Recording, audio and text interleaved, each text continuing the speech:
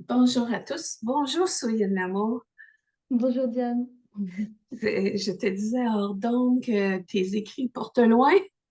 Apparemment, C'est très intéressant parce que dans la foulée de tous ces échanges-là, je trouve que les différents intervenants ont amené toutes sortes de points de vue.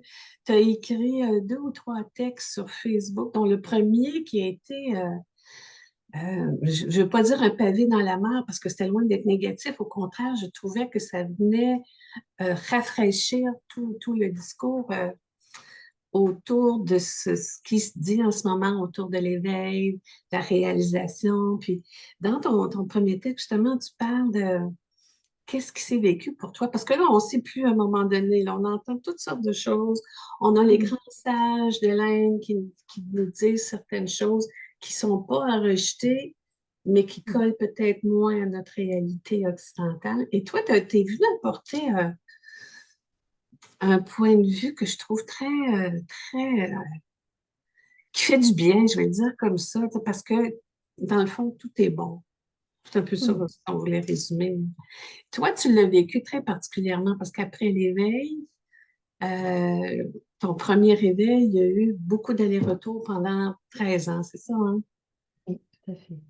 Ouais. Euh, Puis c'était euh, dur pour toi parce que ce que tu avais vécu lors de l'éveil, c'était un peu la grâce que la majorité des gens souhaitent. mm.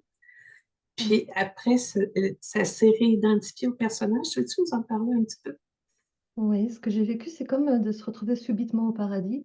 On pourrait dire comme ça. Tu parles de grâce, c'est aussi un beau terme, d'être immergé dans un océan d'amour. Où tu vois que tout est ça, Ouais. qu'en fait on est au paradis sur Terre et qu'il suffirait que tout le monde le voie pour que ce soit terminé, la souffrance, les guerres, les déchirures. Et j'étais immergée dans ça pendant, je dirais, 24 heures à peu près de façon intense. Puis après, ça a diminué petit à petit au fil des jours.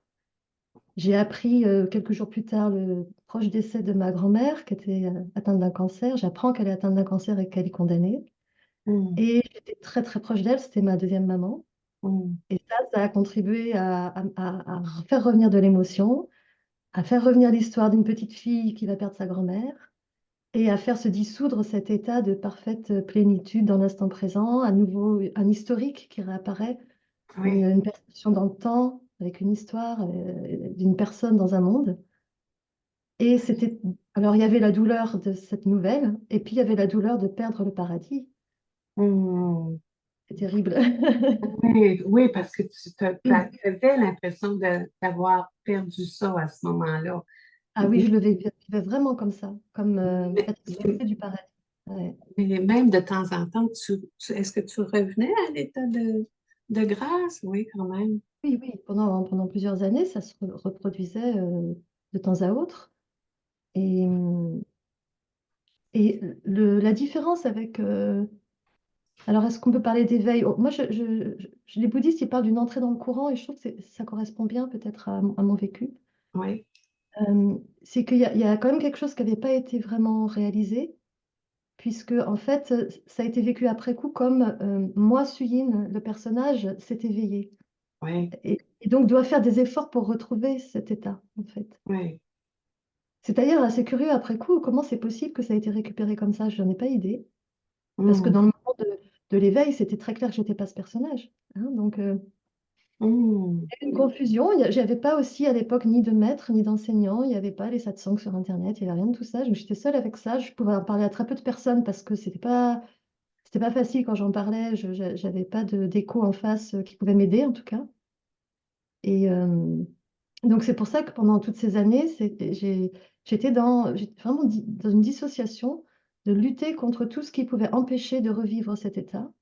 Et ce qui empêchait de revivre cet état, selon moi, c'était l'ego, c'était le personnage, c'était le mental, c'était les autres, avec leur petit moi, leur petit ego et leurs petites histoires, qui, quand je les écoutais me raconter leurs histoires, forcément m'empêchaient de m'extraire de l'humain pour revenir dans cet état. Et donc, en fait, je me suis enfermée dans une grande solitude pendant plusieurs années.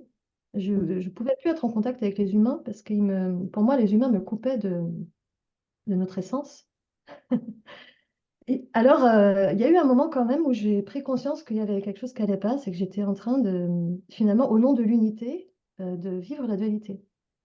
Oui. Donc, comment je pouvais aspirer à un état d'unité en me coupant de l'humain, c'est-à-dire en excluant quelque chose.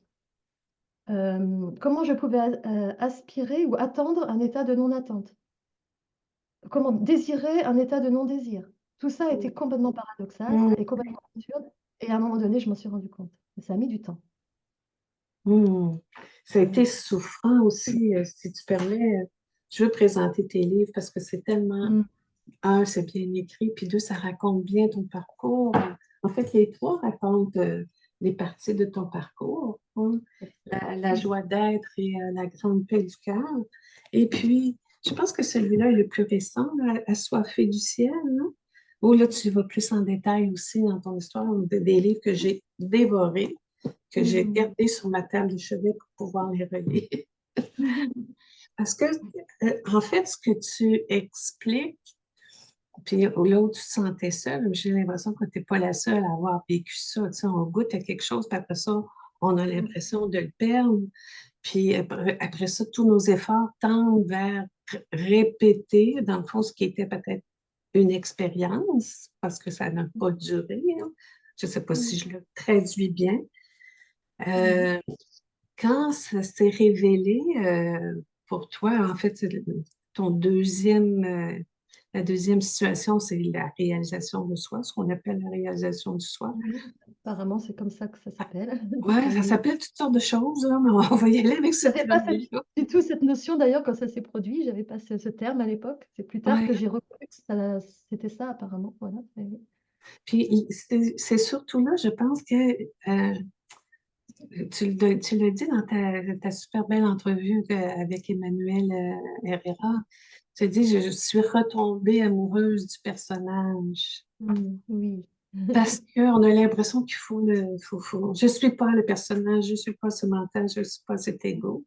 Et toi, tu Ouais, dis, le soi est tout ça. voilà, c'est ça. Donc c'est cette deuxième réalisation, elle a permis de voir ça. Elle a permis non seulement, euh, euh, comment dire, euh, je ne suis pas que ce personnage, c'est vrai, euh, je- euh, mais ce qui habite ce personnage, la conscience qui vit à travers ce personnage, c'est la conscience absolue. Alors qu'avant, c'était comme, bizarrement, hein, comme dissocié, comme en deux consciences. Il y avait la conscience absolue et la conscience égo. Mm. Il fallait que la conscience égo disparaisse. Et j'avais pas compris que la conscience qui anime l'ego, qui regarde à travers les yeux de l'ego, c'était la même. Et avoir vu ça a évidemment tout changé. Ouais. C'est Dans un super. premier temps, il Oui. y a eu une désidentification, comme je disais, où j'étais plus du tout associée au personnage, pour le coup. Il n'y avait plus de sens d'un jeu. Voilà. Tu vois, ce fameux il n'y a personne. Je Oui. l'ai vécu pendant quelques semaines. Il n'y a personne qui est l'auteur des pensées, il n'y a personne qui est l'auteur des actions. Tout se fait tout seul. Ça apparaît. Tout ça apparaît au sein de cette conscience ou dans cette conscience. Oui. Et puis, petit à petit, le sens d'un jeu est revenu, l'impression d'être auteur est revenue. Euh, et c'est là que, voilà, il y a eu un cheminement pour comprendre que c'était le jeu de la vie, de se vivre aussi à travers ça, et même en tant que ça, et Mm. de commencer à aimer, en fait, à tomber amoureuse de cette manifestation, de cette singularité. Mm. Mm.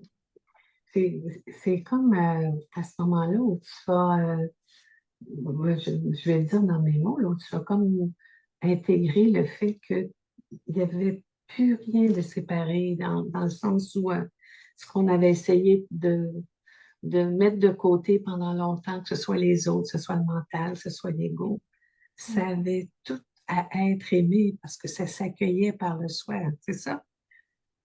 Oui, il y a eu aussi la vision que ce fameux ego était composé de multiples parts, programmes, mémoires, expériences, qu'il n'y avait pas un ego en sens une entité qui s'appelle l'ego, tu vois.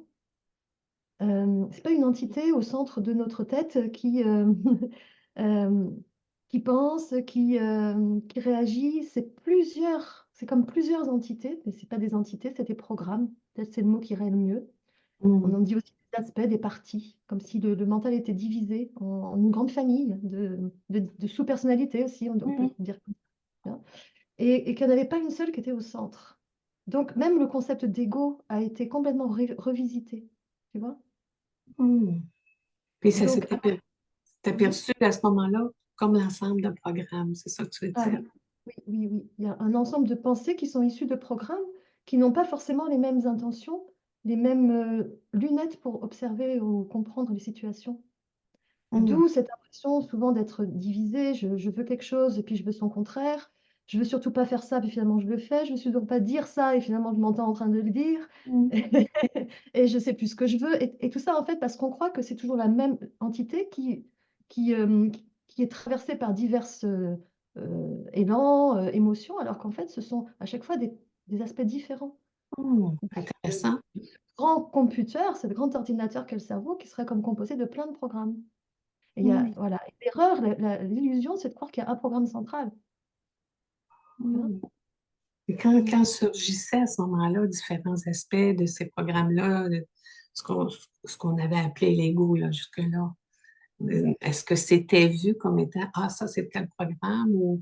Parce on est des êtres de contradiction, hein, comme tu dis, on veut quelque chose, on fait le contraire, on veut être en forme, mais on ne Voilà. bouge pas, hein. Oui, c'est ça. Ouais, Est-ce que ouais. c'est vu comme étant le programme? Comment ça se décortique à ce moment-là? Alors, c'est vu comme bon, une émotion, une réaction à quelque chose, et vu comme pas, c'est pas moi, c'est-à-dire c'est pas ce que je suis, c'est en moi, c'est un programme de croyance qui se manifeste, qui est donc quand même, il y a de la conscience dedans, hein, parce que c'est Ouais. conscience. Et c'est comme la conscience qui voit à travers les yeux d'une croyance, d'accord? Et donc de regarder, c'est quoi cette croyance? Qu'est-ce qu'elle raconte? Est-ce qu'elle est vraie? Est-ce qu'elle n'est pas vraie? Sur quoi elle se Mm. fonde, en fait, pour donner cette impression d'être vraie? Et est-ce qu'il y a moyen de proposer une autre perception? Est-ce qu'il y a moyen de... Parce que c'est une croyance souffrante, parce que sinon, c'est pas grave, tu vois? Mm. Et c'est une croyance souffrante, si ça crée une guerre à l'intérieur, des conflits internes, parce qu'il y a une autre croyance qui s'oppose à celle-là, par exemple, alors on va regarder un peu toutes ces croyances, d'où elles viennent, comment elles se sont forgées, en fait, comment elles se sont imprimées comme programme dans le psychisme. Et le fait de regarder tout ça comme des parts, des programmes, une grande famille, depuis simplement l'espace qui observe, qui est conscient, donc depuis la conscience, qui elle n'est pas un programme et qui n'est pas une entité non plus, qui est Mm. juste une qualité, hein, une dimension, une qualité d'être, un plan d'observation, et qui accueille tout sans condition, de façon simplement naturelle. C'est pas un effort pour accueillir à ce niveau-là, hein. Tout est accueilli d'emblée parce que c'est, simplement. Depuis la conscience, il n'y a aucun jugement posé sur aucune de ces parts, de ces croyances, de ces programmes. Il y a juste, c'est là, ok, ben, c'est ok parce que c'est là. Et La il y a croyance. même de la bienveillance, tu vois. Alors, pour en revenir voilà, à cette notion de tomber en amour avec le personnage, c'est de pouvoir regarder tout ce qu'il compose avec ce regard de l'amour, justement, de la conscience. Voilà. Donc, de l'amour inconditionnel, pas de l'amour de préférence, on est d'accord, hein. Voilà. Ouais, ouais. Ouais.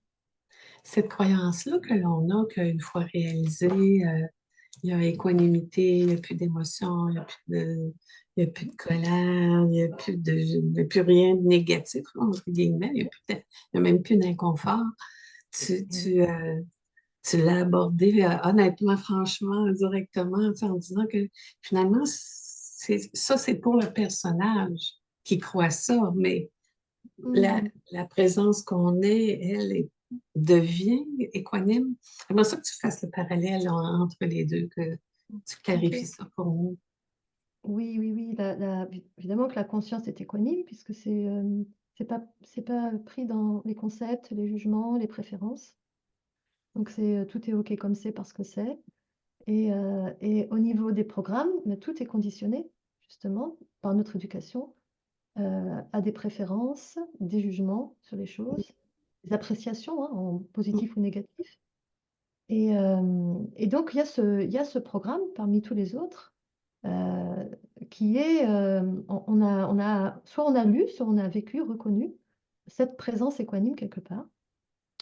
Et ça, c'est le super truc pour plus souffrir, en fait. Ça, c'est le mental qui veut ne plus souffrir. C'est un programme et moi j'ai beaucoup de tendresse et de respect pour ce programme parce que c'est en fait quand on commence à questionner ces programmes, on s'aperçoit qu'ils veulent toujours le bien-être de l'organisme, de la personne qui croit être, en fait. Donc, on peut dire du système. En Mm. fait, tous ces programmes visent au bien-être du système. Toujours. Même quand ils sont tyranniques et apparemment destructeurs, si on les interroge profondément, on va voir qu'ils vont toujours dire que l'intention qu'ils ont, c'est soit la paix, la joie, être aimé ou ressentir de l'amour, la liberté, la sécurité. Et tout ça, ce sont des qualités finalement naturellement de l'être. Tu vois, c'est intéressant. C'est comme si ça cherchait à retrouver les qualités de l'être parce qu'au fond, on sait qu'on est ça. Sauf que ça le cherche à travers des situations. Ça ne le cherche pas en faisant ce retour du regard vers Mm. cet être-té qui est déjà là. Donc ça a des stratégies pour obtenir ça. Tu vois. Fait Ça qu'on peut aussi, juste, toujours ça projette vers l'extérieur cette recherche, en fait, à travers des stratégies. des Et donc, stratégies qui sont pas toujours ah oui, ah, pardon, oui, tu des dis? stratégies qui sont pas toujours optimales. Ben, en Et fait, non, qui et non, semblent et non. pas. Et Mm. qui sont même souvent tragiques parce que souvent, elles amènent exactement le contraire de ce qui est recherché. Ouais. Et donc, la super stratégie, c'est l'éveil. Tel que compris par le mental, on est d'accord? Parce que Ouais, ça, si on obtient ça, alors il n'y a plus que le bien-être suprême. ouais, ouais, ouais. Ouais. Et donc celui-là de programme, il est particulièrement, quelque part difficile à déconstruire. Ben, on a Parce que toujours vu ça comme étant quelque chose de, tu sais, d'extatique, un peu comme on disait tantôt, la grâce, les feux oui, d'artifice. Mais comme le dit le livre de Jack Canfield, c'est après l'extase, la lessive. ouais, La lessive, elle arrive, qu'on le veuille ou non, finalement, avec plus ou moins d'intensité, là. ouais. Euh, on se rend peut-être compte à ce moment-là qu'il peut y avoir des parties du personnage qui souffrent, mais qu'en arrière, en arrière, il y a cette paix-là qui ne bouge pas. Absolument. Oui, tout à fait, c'est ça. Mm. Exactement. Cette paix-là, une fois qu'elle a été reconnue, elle ne bouge plus.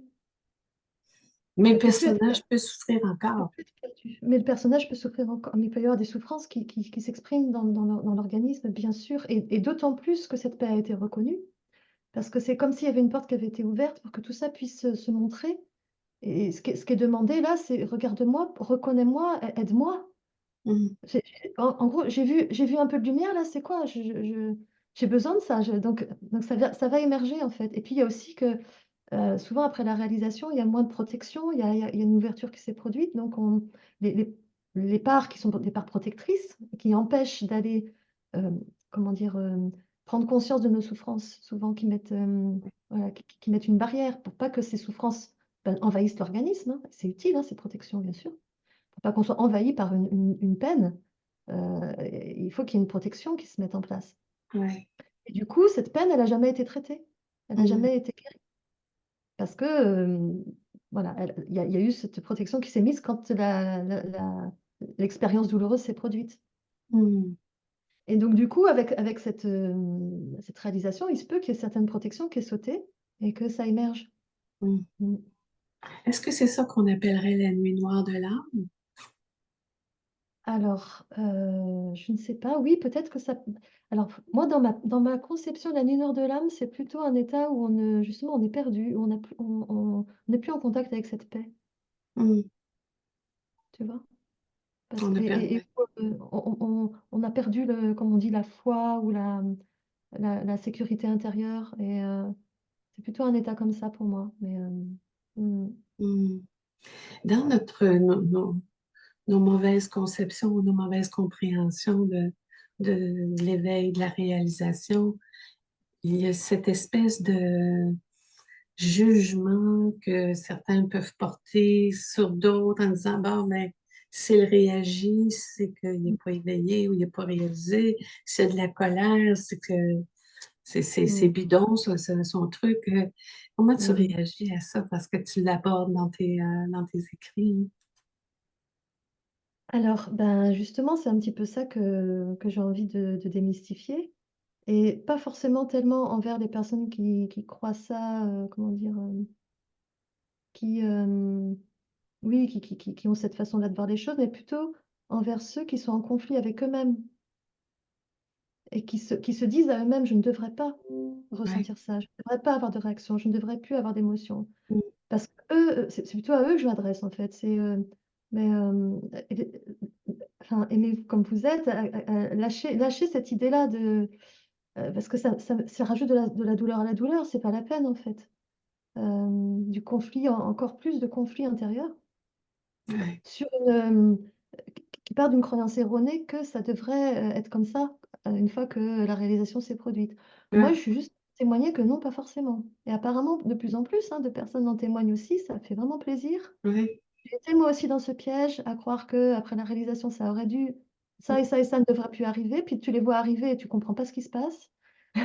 Et là, il y a une lutte intérieure qui peut se ou des doutes qui peuvent apparaître. Est-ce que c'est vraiment ce que ça la réalisation finalement? Est-ce que et puis en creusant, bah oui, j'ai demandé comme je disais avec Emmanuel, à certains enseignants spirituels de vérifier avec moi ce que je vivais et la conclusion, c'était: «Je n'ai rien de plus à réaliser, Mm. c'est fait».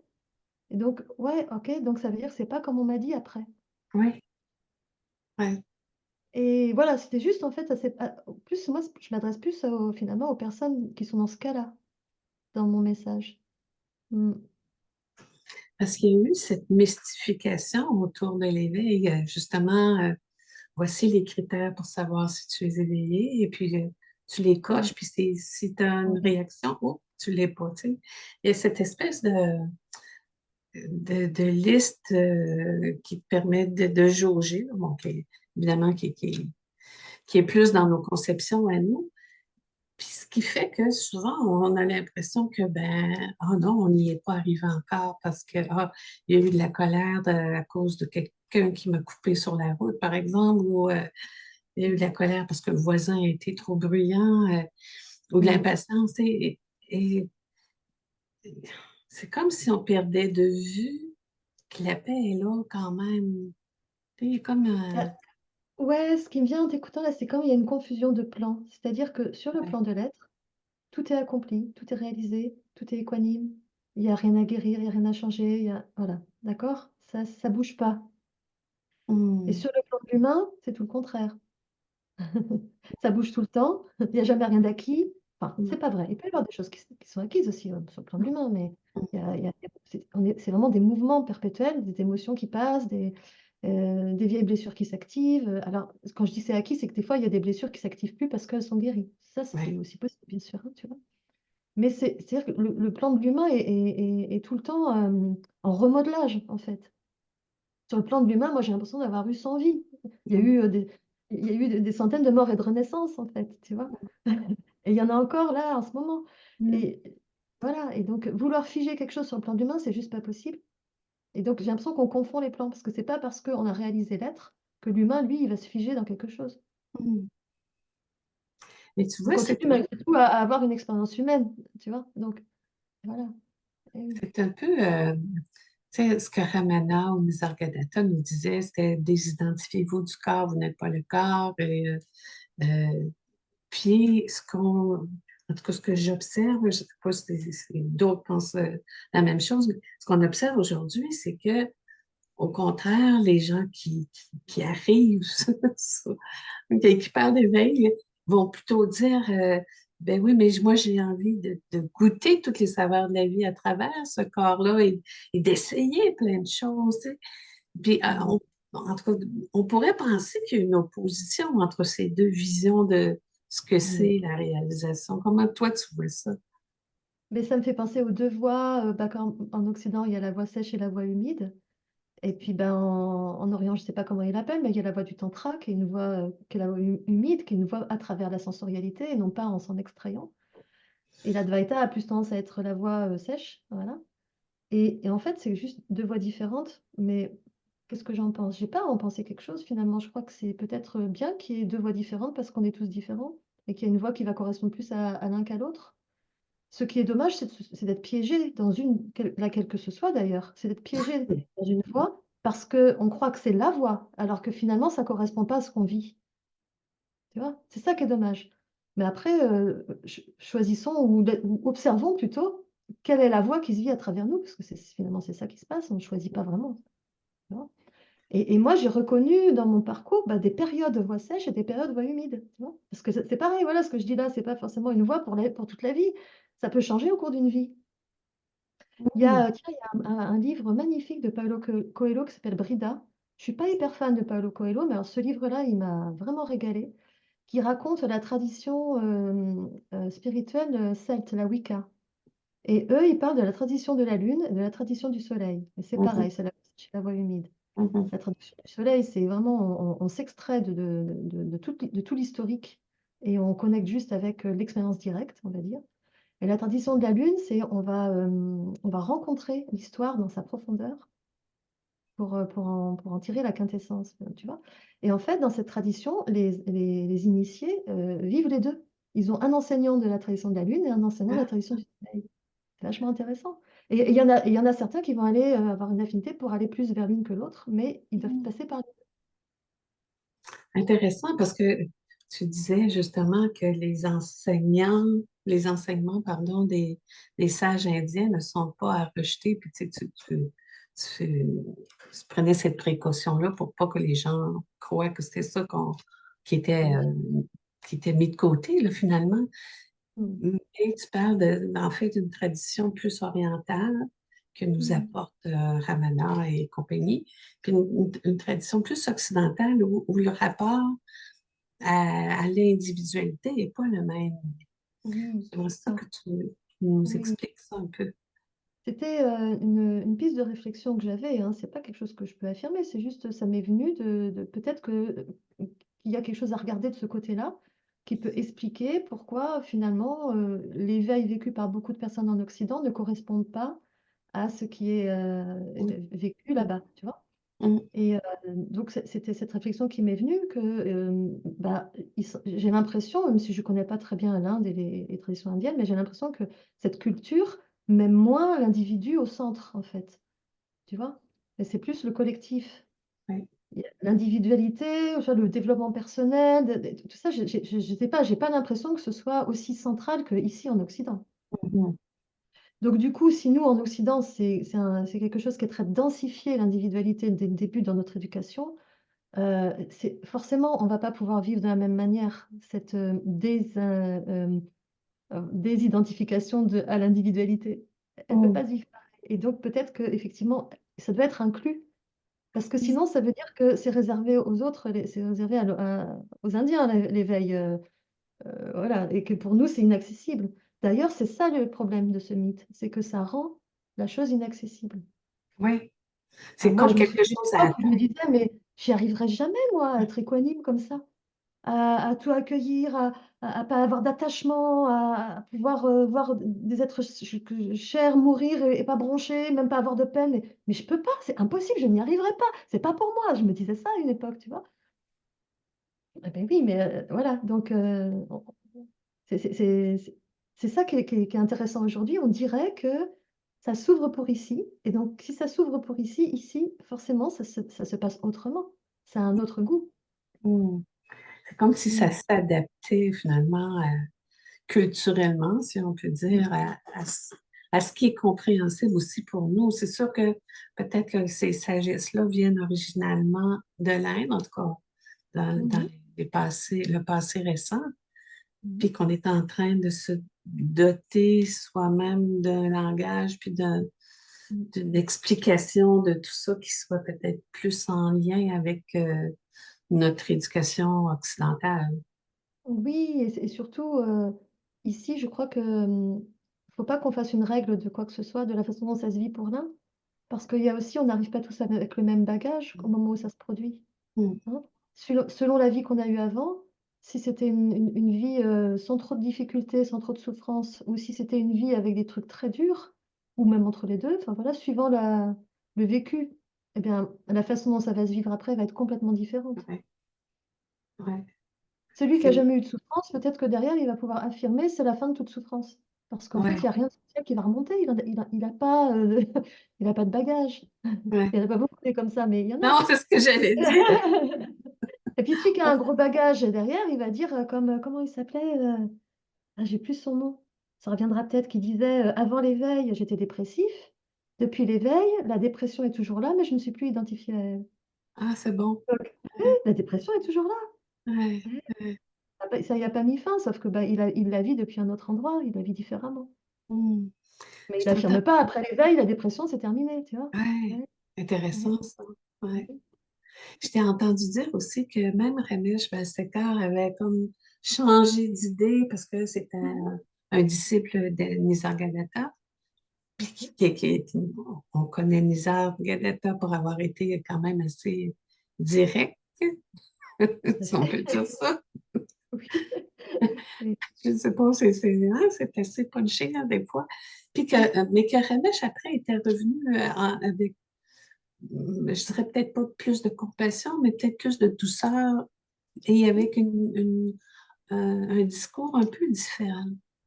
Tout à fait, Qu'est-ce qui oui, s'était passé? on reprend en compte l'individu, parce que c'est vrai qu'il y a quand même un piège à s'occuper trop de cet individu, on est d'accord? Hein, Oui, c'est de continuer à nourrir l'histoire. Et là, on peut aussi être piégé toute sa vie là-dedans. oui, Hein. oui. Donc, on ne fait que ça, regarder dans la direction de l'individu, de ses problématiques, et c'est sans fin, parce que c'est sans Mm, fin à ce niveau-là. Il y a mm, toujours un mm, truc, hein, de toute manière. Il y a mm, toujours un os à ronger, hein. Donc voilà. Et effectivement, ça c'est pas de ça que je parle non plus, bien sûr, hein. Donc je mm, comprends aussi les voix qui disent ne vous occupez pas de cet individu, arrêtez de le nourrir, parce qu'en mm, fait, vous ne faites que nourrir l'identification illusoire à cet individu et ça ne va pas vous libérer. Tu vois.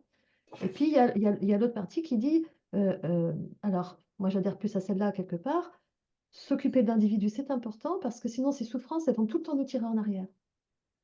Tu vois. Ça va être beaucoup plus difficile de trouver un état de paix si notre individu, il est tout le temps en conflit. On va tout le temps batailler quand même, finalement, pour maintenir cette paix ou oui, pour oui. pas se laisser emporter dans les souffrances de l'individu. Pour pas qu'il Donc, en soit. fait, pour moi, c'est quand même plus adapté de à la fois voir qu'on n'est pas cet individu, c'est pas notre identité, ok, reconnaître la paix que nous sommes et qui est immuable, Mm, et depuis là, prendre soin de cet individu comme on prend soin de notre véhicule, mm, comme on prend soin de notre maison, de notre jardin, voilà. mm, C'est comme on prend soin de notre enfant, en fait, parce que c'est un petit peu ça, c'est notre enfant, on peut le voir comme ça aussi. mm. Dans le fond, Et- c'est le vécu extérieur qui, qui est appelé à être bousculé, à changer, à s'adapter, mais le vécu intérieur, lui, il reste tel qu'il est, il reste stable, il reste, je sais pas si on peut appeler ça un vécu intérieur, là, mais cette stabilité-là, quelle que soit ta provenance, que tu viennes d'Inde ou de France ou du Québec, ça change rien, Ça, c'est sûr, l'être, culturellement. la présence, le soi, c'est le même. Mm, Ça, c'est le même parfum, c'est le même goût, c'est sûr, mm, oui. Mais effectivement, c'est la façon dont ça se vit sur le plan de la dimension humaine qui est différente, mm, selon les cultures et selon les personnes et leur éducation. Oui. ouais. Mm. Même deux personnes de la même famille le vivront pas Complètement. pareil. C'est Oui. drôle qu'on ait eu toutes ces mauvaises, ces conceptions erronées, là. J'essayais de voir, mais d'où ça vient? Euh, Mhm. tu sais, beaucoup attendent ou ont attendu les feux d'artifice et puis, comme on disait au tout début, tu sais, une disparition totale de tout inconfort, de toute souffrance, de tout malaise. Mm. D'où ça vient qu'on ait cru ça? Parce que moi, j'y ai cru longtemps aussi. Aussi, toi. Mm. Mm. Est-ce que c'était dans le discours qui nous était présenté ou est-ce qu'on a trop écouté de films américains? Moi, je crois quand même que dans le discours qui nous était présenté, il y avait de ça. Alors, j'ai essayé de le retrouver, mais je ne l'ai pas retrouvé, c'est dommage. Mais alors, moi, j'ai beaucoup aimé Liv Krishnamurti. C'est cette lecture qui m'a permis de réaliser le Ah premier oui, pour réveil, vrai? Oui. qui a déclenché le réveil, hein, l'entrée dans le courant. Donc, j'ai adoré le lire à une époque. Et il y a pas très longtemps, j'ai repris un de ses livres au hasard et je tombe sur. Alors, comment il exprimait ça? Je ne sais pas, mais alors il était d'une dureté envers le personnage, le mental, envers le mental. Il en parlait vraiment comme de l'ennemi à abattre. Oui. Et en relisant ça, j'étais là, oh, mais moi aujourd'hui, ça résonne plus du tout. Je ne peux plus adhérer à ces discours-là qui m'ont nourri pendant des années et qui ont créé un conflit intérieur, en fait. Tu vois? Donc je pense qu'il y avait aussi dans la façon de présenter les choses de ça. Et puis il y avait bah, ce mythe du paradis, hein, la nostalgie du Ouais, paradis. ouais. Et c'est aussi qui se nourrissait aussi de ça, hein, de l'idée il y a un ennemi en nous qu'il faut abattre pour pouvoir. Ben oui, mais on Oui. a cru ça longtemps aussi. Ouais, Hein, ouais, ouais. c'est ton ego qui parle. Ah, ton mental est trop fort. Ah, tu Ouais, te soucies trop de ton apparence ou de ton corps ou de je sais pas quoi, là. Tu sais, puis ouais, ben, en fait, c'est encore dans le jugement puis dans la critique, finalement. ça. Alors que ce qu'il faut, si je comprends bien, c'est de pacifier tout ça, d'unifier tout ça. Ben, c'est déjà unifié, mais je veux dire, de conscientiser que c'est la même chose, puis que ça doit vivre en paix, tout ça. Ouais, il y a, je pense, cette compréhension que le mental ou l'ego, c'est pas une entité, Hum, c'est un ensemble de programmes. hum, Ça change la donne. On s'énerve pas après son ordinateur, hein. Enfin, si, ouais, on peut, mais je veux dire, on va pas. Il y en a un quand il marche plus. Mais si on s'énerve un peu parce que il bug, je veux dire, on n'en veut pas à l'ordinateur d'avoir buggé, ça n'a pas de sens en fait. Voilà, ben là, c'est la même chose. Que- c'est un non-sens. Quelle idée d'en vouloir à un mécanisme de fonctionner comme il fonctionne. Comme s'il y avait une volonté derrière. Il n'y en a pas en fait. hum. Mm. Mm. Cette démystification de l'éveil et de ce qui l'entoure, je trouve que ça nous amène justement beaucoup de... Il y a comme une paix, puis un lâcher-prise qui s'installe Mm. en comprenant que tout Mm. ça, c'est bon. Parce qu'on avait tellement l'impression qu'il y avait du bon d'un côté, tu sais, on était complètement Mm. dans la dualité en disant ça, c'est correct, ça, c'est pas correct. Ouais. Mais là, finalement, c'est tout. Tout est le soi, tout est tout. Oui, oui, oui. Moi, ce qui m'enthousiasme beaucoup là, c'est que je pressens que ça peut permettre que plein de types d'éveils différents apparaissent, avec plein de goûts, plein de parfums différents. Ouais, Et que ce soit du coup une découverte, tu vois, parce que la conscience se découvre elle-même, s'auto-expérimente elle-même et se découvre elle-même tout le temps. Elle est un mystère pour elle-même, la vie, on pourrait dire, hein, la vie, la conscience.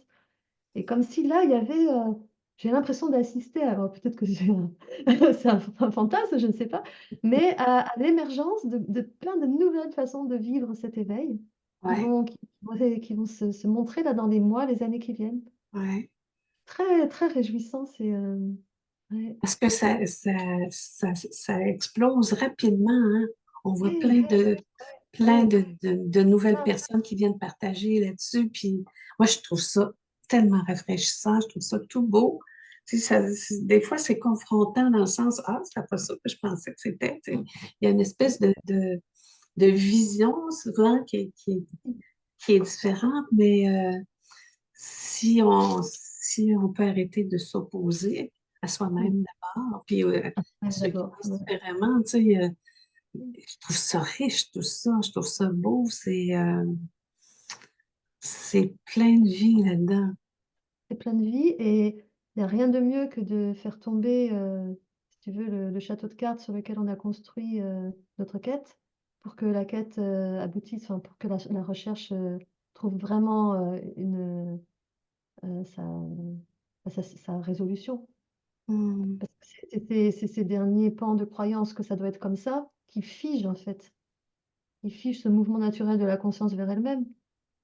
Si tout ça explose, il n'y a plus, il y a plus de problème. hmm. Ouais. De toute Ça me façon, semble, cette voie d'éveil, c'est une déconstruction de ouais, toutes les croyances, y compris toutes les croyances au sujet de l'éveil. ouais. Nécessairement. Nécessairement.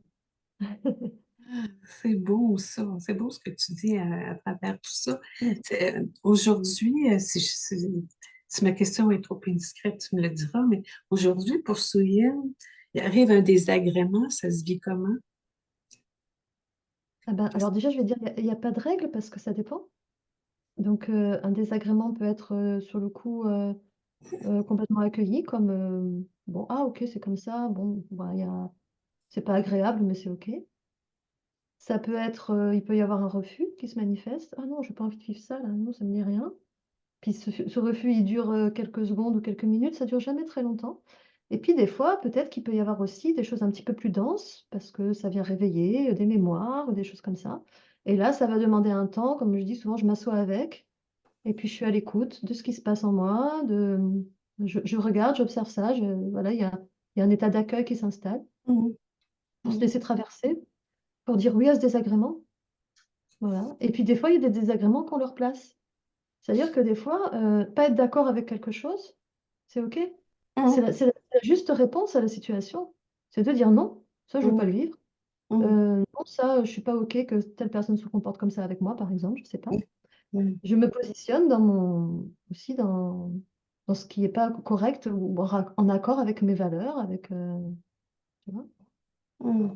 Si ça génère un conflit, alors à chaque fois qu'il y a un conflit, c'est qu'il y a un conflit intérieur pour moi. Ouais. Systématiquement, je vais aller regarder, oh, qu'est-ce qui est en train de se passer en moi. Parce que maintenant, comment je vis, c'est très clair que intérieur et extérieur sont un. En fait, il n'y a pas d'intérieur et extérieur. C'est une même chose vue sous deux angles différents. Mhm. D'accord? Et donc, quoi que ce soit qui se passe dans mon quotidien, dans le quotidien de Suline, est un reflet de ce qui se passe dans ma psyché. Alors, surtout sur le plan relationnel, puisque dans la psyché, c'est des relations de part et de croyances entre elles. Et donc, ça se reflète à travers nos relations à l'extérieur, tout ça. Mhm. Mhm. Et voilà, si je vois que je suis activée ou crispée, tendue par rapport à une personne, à tous les coups, cette personne représente une part de moi, qu'une autre part de moi n'aime pas. Ouais. Et donc, je vais aller regarder, c'est quoi ce qui se passe entre ces deux parts-là. Ouais. Voilà, bien sûr. Mm. Ouais. Ça parle fort aussi, hein, quand on se met à écouter ça, ça devient Et comme c'est un réflexe. extraordinaire. Et Ouais. ça devient vite évident, en fait, en plus, Ouais. hein. Ouais, Ouais. Ouais. ouais. C'est cette beauté-là de tout ça, tu sais, euh, j'ai longtemps été comme en réaction à dire, mais c'est quoi ce jeu-là? Ouais. Fait qu'on s'est Ah, à ça à redécouvrir, puis je me disais, non, mais elle n'aurait pas pu simplifier les règles du jeu, ça aurait été beaucoup plus simple. Aujourd'hui, je pense différemment, mais je trouvais que le jeu était comme pas particulièrement palpitant pendant une certaine période. je comprends très bien. Je l'ai ressenti souvent aussi, oui, oui, oui, oui. Ah ouais, j'étais quasiment en colère contre Mais tout oui, ça. C'est con, tu sais, ouais. Mais ça vient aussi d'un positionnement où c'est comme si la vie, elle est à l'extérieur, fait des choses, tu vois. Et puis, ben, moi, je suis un peu comme, je subis ces Ouais, choses-là. Mais ouais. si tu vois les choses comme la vie est juste un reflet, en fait, Mhm. de mon système de croyances conscient et inconscient, Mhm. la vie ne veut rien, ni contre, ni pour moi. C'est pas de ça qu'il s'agit. Mhm. La vie ne m'utilise pas comme objet d'expérience pour faire ses propres expériences, c'est pas ça Ouais, non plus. La ouais. vie est juste l'extérieur, le reflet de mon système Mhm. psychique, conscient et inconscient de cette vie. Et alors, pour moi, j'en parlais avec un peu Emmanuel Herrera, aussi des autres plans, c'est-à-dire des plans de l'âme qui vivent des vies simultanées. Là, c'est encore plus vaste. Et ça aussi, évidemment, ça influence notre système de croyance et donc les événements de nos vies. Mais ce n'est toujours qu'un miroir. Pour moi, cette notion de karma, par exemple, elle n'a pas de sens. C'est pas, on ne paye pas des mauvaises actions, on récupère pas on n'équilibre pas des karmas, c'est pas ça Ah, du tout. ah. Non, le karma, c'est juste, c'est comme il disait Jung tellement magnifiquement, cette phrase, je l'ai eu écrite pendant des années, c'est toute situation intérieure qui n'est pas amenée à la conscience se manifeste à l'extérieur sous forme de destin. Mhm. Magnifique, hein? Ouais. Ouais, c'est très parlant aussi, tout ça. Tu sais, il y a comme il y a comme une paix qui s'installe aussi quand on voit que tout ça est relié. Tu sais, en fait, c'est comme la fin de la lutte. En tout cas, Ouais. la lutte diminue beaucoup, là, à tout le moins. Là.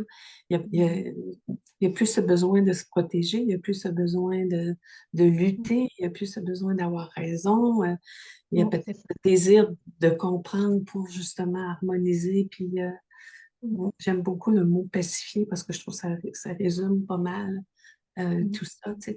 Dans, quand tu as écrit ton premier texte que j'avais partagé, tu disais, il y a un nouveau souffle. Comment tu as dit ça? Je vais le dire avec tes vrais mots, là. Un nouveau vent souffle sur le phénomène appelé éveil. Mm. J'ai réutilisé aussi la même formule et je trouve que ça a provoqué des réactions parce que les gens disaient, mais il n'y a pas de nouveau souffle à y Oui. avoir. Là, je me suis dit, puis là, on s'en sortira jamais. Alors, pourquoi j'ai dit ça, que c'était nouveau? Alors, dans ma perception à moi, c'était nouveau. Donc, évidemment, pour moi, j'aurais dû commencer par ma phrase par pour moi. Ça aurait été- Voilà. Ah, c'est ça qu'il faut faire. Toujours Voilà. commencer. Puis là, quelqu'un Dans va mon dire, mais il n'y a pas de moi. voilà, c'est ça. Oui. Alors, dans mon ressenti, dans le ressenti ici, pour faire du spirituellement correct, Ça il devient compliqué. semblerait qu'un nouveau vent souffle sur le... Voilà. Et donc, du coup, c'est quoi? C'est parti de discussions avec des personnes qui me disent que dans certains groupes de discussion de spiritualité, on a besoin d'entendre des choses comme ça parce que ça fait du bien, ça libère et c'est nouveau. Les personnes dans mes stages qui me font des retours quand je parle de l'éveil de cette manière-là, qui sont ah, mais on avait tellement besoin d'entendre ça, ça fait longtemps qu'on se sent coincé, mais ça libère, etc. Oui. Donc, ça semble être nouveau aussi, dans le sens, on attend d'entendre ça. Mm. Jusque-là, on l'a pas entendu. Pour certains, bien sûr. Et puis, qu'est-ce qui ça s'est appuyé aussi sur, oui, voilà, Elvira qui avait posté un petit, une petite vidéo où elle disait arrêtez de dire l'éveil, c'est ça, dites l'éveil, c'est ça pour moi. Ouais, Et ça, c'est ouais. quelque chose. Mais en fait, elle disait tout haut ce que je pense tout bas depuis longtemps. Donc, Oui, je suis allée appuyer un petit peu son petit mot et puis ça m'a donné envie de faire le mien, tu vois, mon poste. oui, oui, Ça oui. me semblait nouveau. Moi, j'ai jamais entendu quelqu'un dire ça jusqu'à maintenant. Non, c'est vrai. Pour moi, voilà. Ouais. On va s'en rappeler, on va se faire des Donc, post-it. Ouais, si tu veux, l'important, c'est que ce soit nouveau pour certains et que ça leur fasse ouais, du bien. ouais, C'est ça ouais, qui compte. Ceux pour qui c'est pas nouveau, bah, c'est pas un problème. ouais, Je ne sais pas pourquoi ça les dérange. ouais. Ça leur apporte C'est rien. Ben, c'est pas grave, c'est pas à eux que ça s'adresse, du coup, tu vois, c'est tout.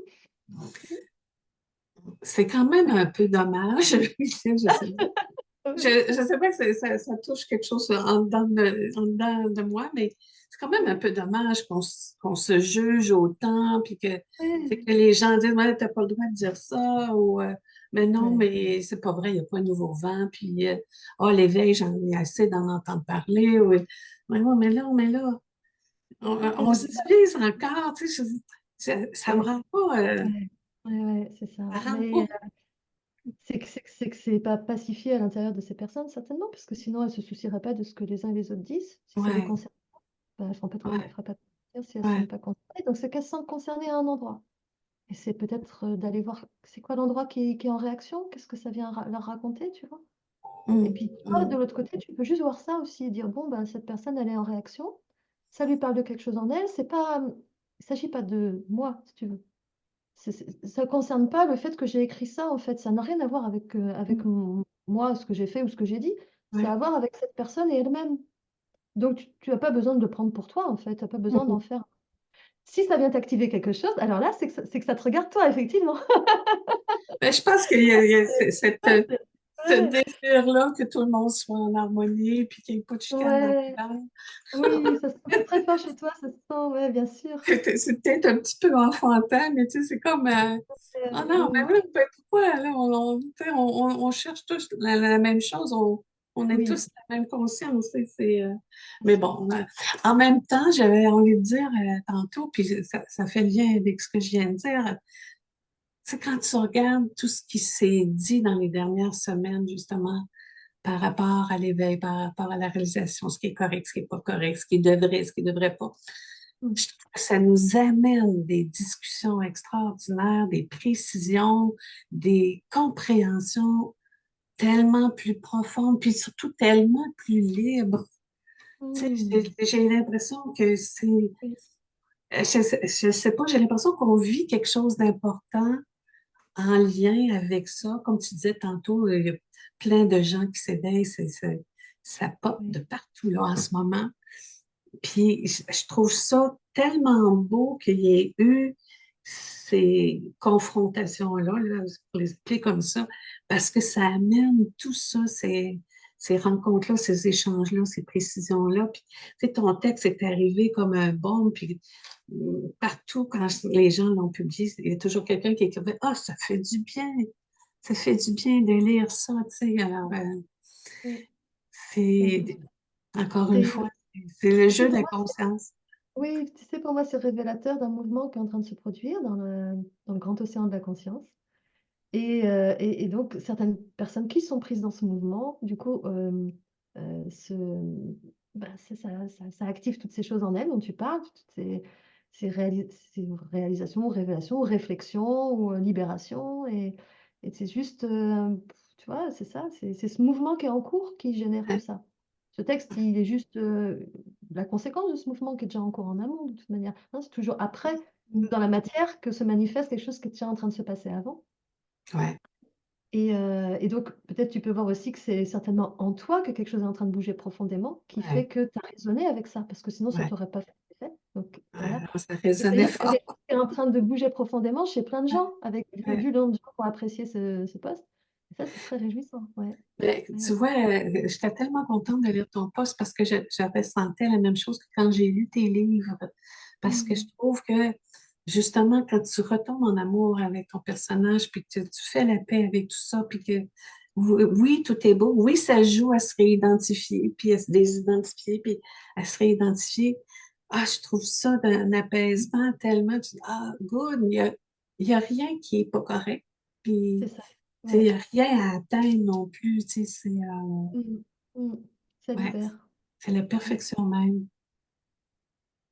C'est ça. Ouais. Est-ce qu'il reste, selon toi, encore des mythes tenaces au sujet de l'éveil, de la réalisation, qui, qui, qui, euh, qui peuvent encore accrocher par rapport à ce que les gens s'attendent ou ce qu'ils voient ou ce qu'ils pensent qu'ils devraient vivre? En dehors de ce que j'ai déjà pointé, tu veux dire? Mhm. Mm.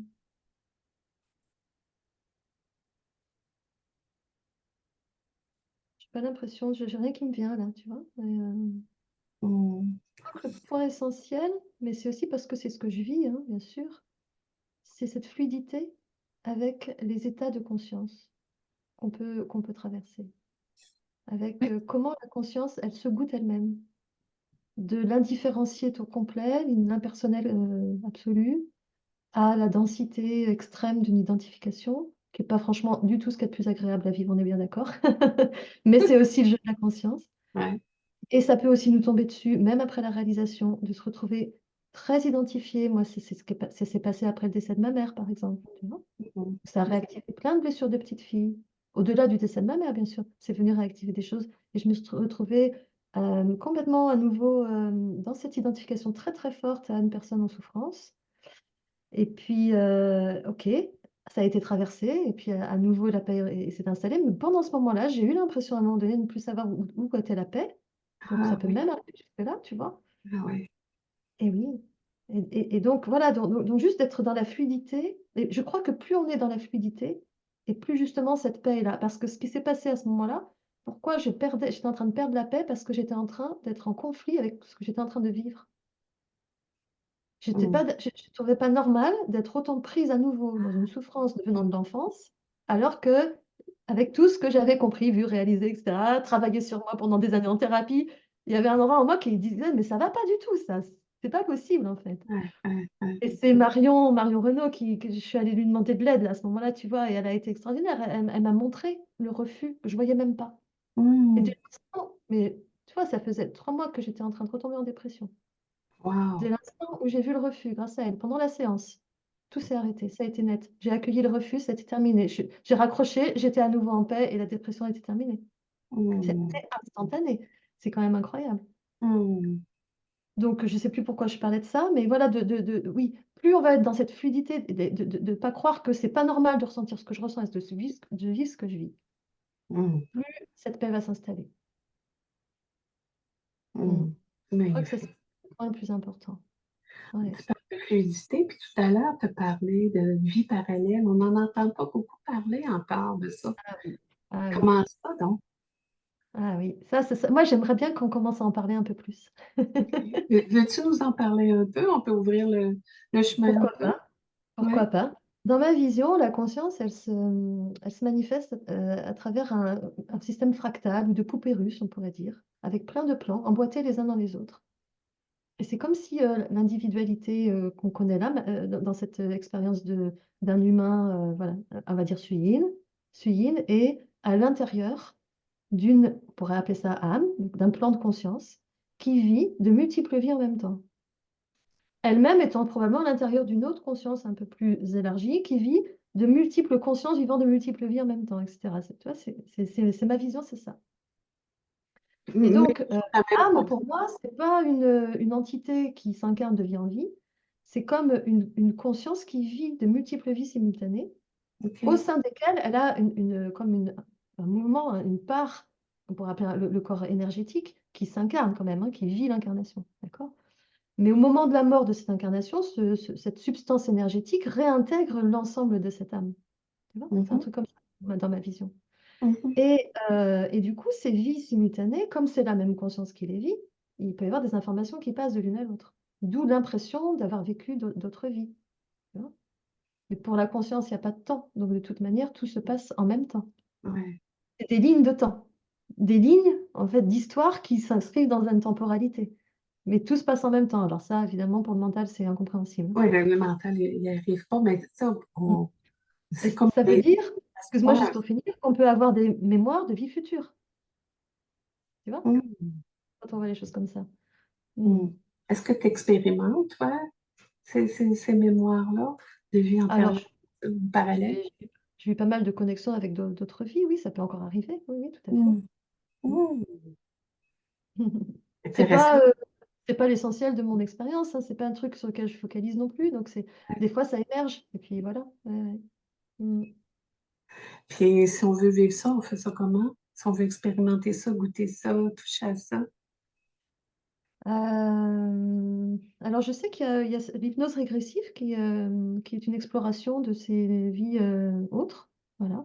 Donc, ça se fait beaucoup. Il y a plein d'approches différentes dans l'hypnose régressive. Il y en a de toutes sortes. Donc, à trouver celle qui nous convient. Ça peut être pas mal si on veut aller chercher des infos. Souvent, on va faire cette démarche parce qu'on s'aperçoit que dans notre vie, on a des blocages, qu'on a fait toutes les thérapies possibles et inimaginables et que le blocage est toujours là. Mm, Si c'est ça, alors il y a de fortes chances que le blocage ne vienne pas de cette vie, en fait. mm, Voilà. C'est mm, pas la peine de continuer à fouiller le passé, le pourquoi, le comment, les parents, pas les parents, c'est pas la peine. Stop. Ça vient mm, pas de là. mm. Au bout d'un moment, c'est clair. Donc là, peut-être aller voir, est-ce que c'est pas une mémoire d'une autre vie qui est activée ou Ouais. voilà, des informations venant de cette autre vie qui sont mêlées à celle-là, qui devraient peut-être pas l'être, parce que normalement, ça ne devrait pas, tu vois? Enfin, ça devrait pas. Si ça l'est, c'est qu'il y a un dysfonctionnement quelque part, on va dire, Mm. qu'il y a Il y une a quelque raison chose aussi, qui est réglé. d'aller creuser tout ça, tu vois. Mm, mm. Ouais. Pierre et Gérald en parlent souvent dans leur satsang Ouais, de ça, d'accord. tu sais. Ouais, Mm, ouais. Ben, c'est mm. intéressant. On devrait faire une émission juste là-dessus. Ah, ce serait chouette. Et même à plusieurs, tu vois. C'est vrai que Pierre, il parle souvent des vies antérieures. On en parle de temps en temps tous les deux. On a des petits échanges. Et on a la même vision, ouais, tout à fait. Mm. Ah oui, oui. Et, Super. et effectivement, dans les accompagnements, je crois que Pierre, il voit, hein, il peut voir, avoir des infos de vie antérieure sur les Oui, personnes et il aide oui. à aller dans cette direction quand il y a des blocages, quoi. Aller regarder dans cette direction-là, en fait. Mm. Mm. Toi, tu n'en fais plus d'accompagnement, mais tu fais des ateliers, hein, si je ne me trompe pas. Et des stages, oui. Des Mm. stages, OK. Est-ce que tu en as prochainement de prévus? Oui, bah, il y en a un dans 10 jours, mais qui est déjà plein. Après, il y en a un en mai. J'en fais plusieurs dans l'année. Donc après, il y a septembre, octobre, je crois. Oui, c'est ça. Est-ce que Mm. tu te promènes un peu à travers la France ou c'est toujours au même endroit? Bah, j'ai deux lieux. J'ai le sud des Cévennes et j'ai à côté de Nantes. Comme ça fait quand même OK. plus Ça- de possibilités pour les gens qui sont dans le nord. Moi, j'habite dans le sud des Cévennes. Du coup, de venir sur Nantes. Mm. Puis ça ne te Voilà. tente pas de...